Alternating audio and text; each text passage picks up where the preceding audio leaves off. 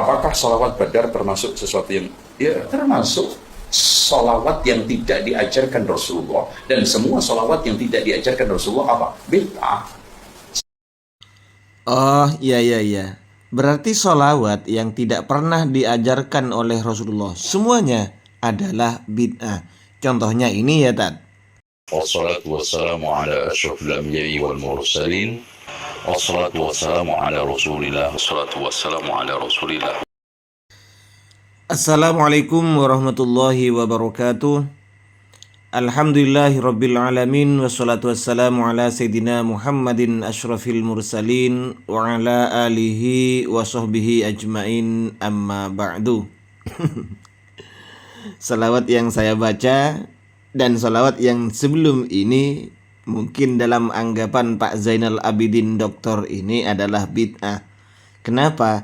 Karena Rasulullah tidak pernah mengajarkannya. Karena ya memang dasar orang-orang Wahabi yang ditanyakan itu adalah contoh, ya. Contoh Nabi, sesuatu yang tidak pernah dicontohkan oleh Rasulullah, maka hukumnya adalah bid'ah. Kalau orang lain, kalau sudah dianggap bid'ah, maka berarti adalah neraka, ya kan? Karena sesuatu yang muhdas diada-adakan pasti bid'ah. Yang namanya bid'ah semuanya adalah neraka. Itulah konsep bid'ah yang dipahami oleh orang-orang Wahabi untuk menyerang kelompok lain. Ketika orang lain mengerjakan sesuatu, sholawat misalnya, tidak pernah dicontohkan oleh Rasulullah, maka langsung secara otomatis mereka lancar mulutnya menyatakan itu adalah bid'ah. Pak Doktor ini ditanya tentang bagaimana dengan sholawat badar yang sering dibaca oleh orang-orang Aswaja, oleh orang-orang Nahdien ya. Aduh, jawaban beliau langsung bid'ah. Kenapa? Karena tidak diajarkan oleh Rasulullah Sallallahu Alaihi Wasallam. Tapi anehnya, Pak Dr. Zainal Abidin ini sholawatnya juga ngarang sendiri. Ya Allah, Pak. Pernahkah Rasulullah mengajarkan sholawat seperti yang ente baca itu? Ayo yuk kita dengarkan lagi ya. والصلاة والسلام على أشرف الأنبياء والمرسلين والصلاة والسلام على رسول الله والصلاة والسلام على رسول الله. Pak Doktor, ente menjelaskan tadi sholawat badar ini bid'ah. Kenapa? Karena tidak diajarkan oleh Rasul. Berarti diada-adakan ya. Sesuatu yang tidak pernah diajarkan oleh Rasulullah, maka bid'ah namanya itu.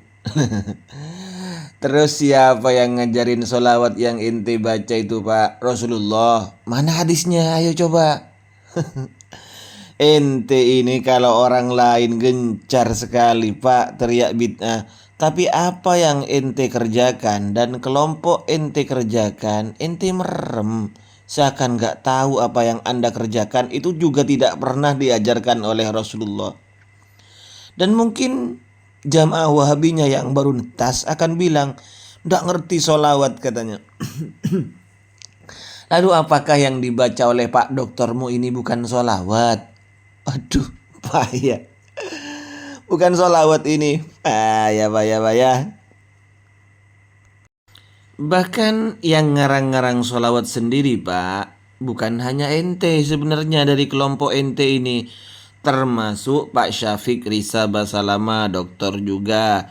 Pak Firanda, dokter juga. Ini sering ngarang-ngarang sholawat sendiri juga, Pak. Sholawat yang tidak pernah diajarkan oleh Rasulullah Sallallahu Alaihi Wasallam. Mereka termasuk ente juga, Pak Syafiq Risa Basalama ini menggugat sholawat-sholawat yang tidak pernah diajarkan oleh Rasul.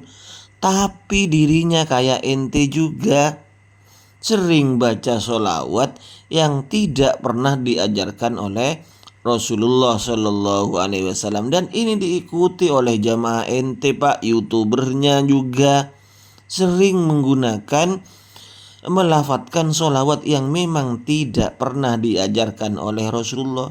Kenapa yang ente lakukan tidak ente teriakin bid'ah? Aduh, Yang ana ucapkan barusan solawat ini adalah solawat bid'ah.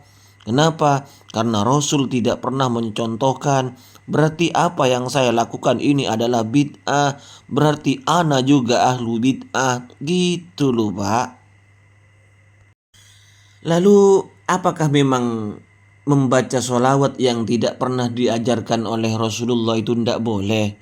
Oke, ente dan seluruh doktor-doktor yang katanya lulusan Madinah itu tentunya kenal dengan Syekh Muhammad Shaleh Al-Munajjid. Oke, kita buka bagaimana fatwa beliau Pak ketika ditanya tentang mengucapkan sholawat yang tidak pernah diajarkan oleh Rasulullah. Apa memang harus mengucapkan sholawat itu harus sesuai dengan yang diajarkan Rasulullah? Oke, langsung ya biar tidak panjang lebar. Kita buka fatwanya Syekh Muhammad Shaleh Al-Munajjid. Pak Dr. Zainal Abidin LCMM, beliau Syekh Muhammad Shaleh Al-Munajjid ditanya tentang membaca sholawat. Assalatu wassalamu alaika ya Rasulullah, assalatu wassalamu alaika ya Habiballah. Bagaimana hukumnya membaca sholawat seperti itu? Sedangkan sholawat-sholawat seperti itu tidak pernah diajarkan oleh Rasulullah Sallallahu Alaihi Wasallam. Nah, jawaban beliau langsung ya yang kedua ini, la haraja fi sholati ala nabi Sallallahu Alaihi Wasallam bi ayyi labdin addal murada.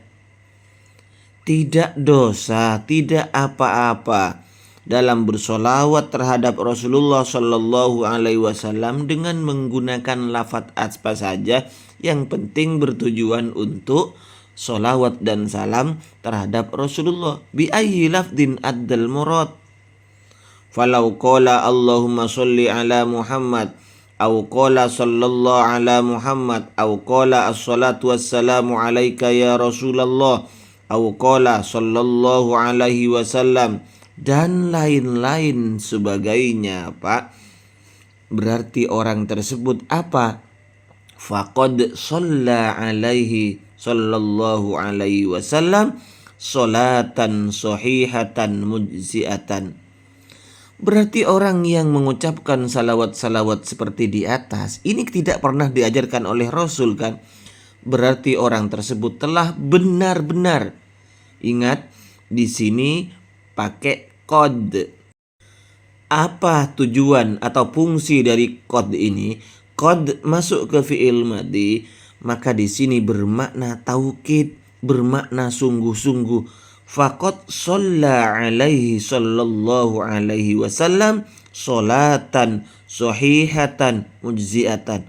Berarti orang tersebut telah benar-benar membaca sholawat terhadap Rasulullah Sallallahu Alaihi Wasallam dengan sholawat yang sahih, cukup. Wal amru fi dzalika wasi'un. Urusan membaca sholawat, lafaz sholawat ini luas Pak. Jangan dipersempit oleh ente dan kelompok ente Pak. Kalau untuk orang lain,